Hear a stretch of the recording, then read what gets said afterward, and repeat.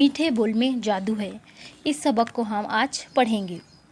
گرمی کی چھٹیاں شروع ہو چکی تھیں، بچے بہت خوش تھے، کھیلنے کودنے کے دن جو آ گئے تھے۔ ایسے وقت میں ساجد بھلا کیسے خاموش بیٹھا؟ اس نے اپنے ساتھیوں کو جمع کیا، سب گیند بلہ لے کر کرکٹ کھیلنے نکل پڑے۔ محلے ہی میں ایک چھوٹا سا میدان تھا، لڑکوں نے وہیں کھیل جمایا، وہ کھیل کی دھن میں مست ہو گئے۔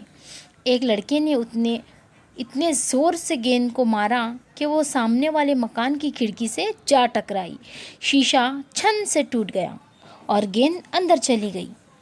گیند کے بغیر کھیل بند ہو گیا۔ اب مکان کے مالک سے گیند مانگنے کون جائے گا؟ ایک لڑکا ہمت کر کے گیند لینے چلا ہی گیا۔ مکان مالک نے اس سے پوچھا، کیا بات ہے، کیوں آئے ہو؟ لڑکا تھا ذرا تیز مزاج، اکڑ کر بولا، میں اپنی گیند لینے آیا ہوں۔ مکان مالک نے ٹوٹے ہوئے شیشے کو دیکھا اور غصے سے کہا، یہ کوئی طریقہ ہے؟ ایک تو شیشہ توڑ دیا، اس پر بھی اکڑ دکھاتے ہو؟ جاؤ، گیند نہیں ملے گی۔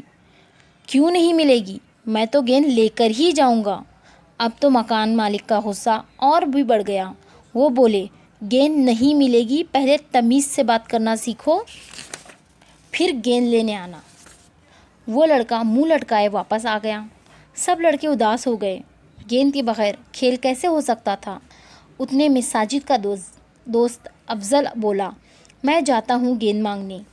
کچھ لڑکے افضل کا مذاق اڑانے لگے، لو صاحب، یہ جائیں گے گیند لانے۔ افضل مسکراتا ہوا آگے بڑھ گیا۔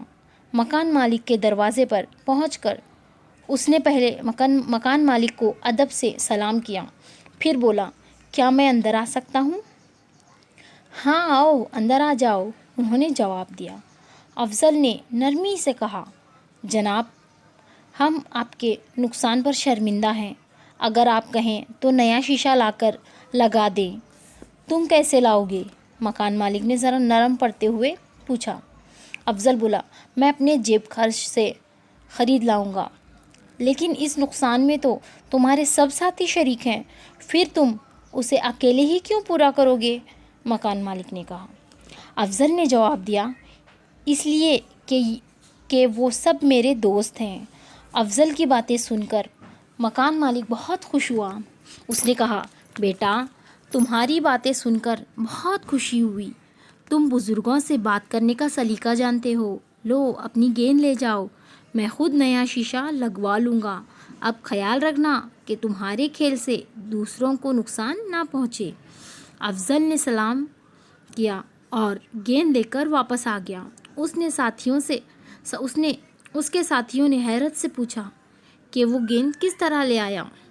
افضل نے سارا واقعہ سنایا۔ افضل کے سارے ساتھی سمجھ گئے کہ میٹھے بول میں جادو ہوتا ہے۔